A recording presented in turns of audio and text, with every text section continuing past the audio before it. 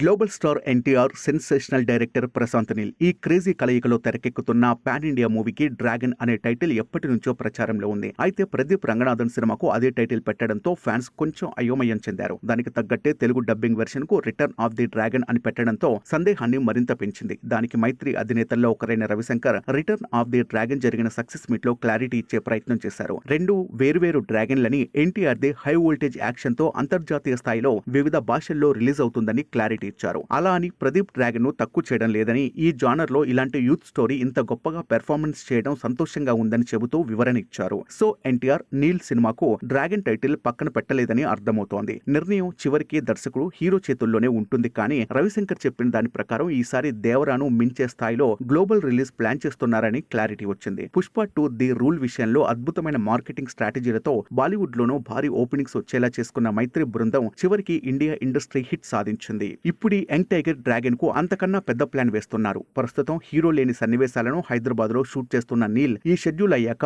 ఎన్టీఆర్ ను ఎంట్రీ చేయిస్తాడు. 1960 నేపథ్యంలో గోల్డెన్ ట్రయాంగిల్ గా పిలువబడే సముద్ర తీర ప్రాంతంలో జరిగే డ్రగ్స్ మాఫియాను దీనికి బ్యాక్ డ్రాప్ గా ఎంచుకున్నట్టు లీక్ ద్వారా అందిన సమాచారం. సెన్సేషన్ అనిపించే చాలా ఇష్యూస్ ను ప్రశాంత్ నీల్ టచ్ చేసినట్టు చెబుతున్నారు. రుక్మిణి వసంత్ హీరోయిన్ గా నటిస్తున్న ఈ యాక్షన్ డ్రామాకు కేజీఎఫ్ సలార్ ఫేమ్ రవి బస్రూర్ సంగీతం సమకూరుస్తున్నాడు. 2026 జనవరి 9 విడుదలని టార్గెట్ గా పెట్టుకున్నారు. అయితే ఈ మూవీకి డ్రాగన్ టైటిల్ నే పెడతారా లేక వేరే టైటిల్ పెడతారా అనేది క్లారిటీ రావాలంటే కొన్నాళ్ళు ఆగాల్సిందే.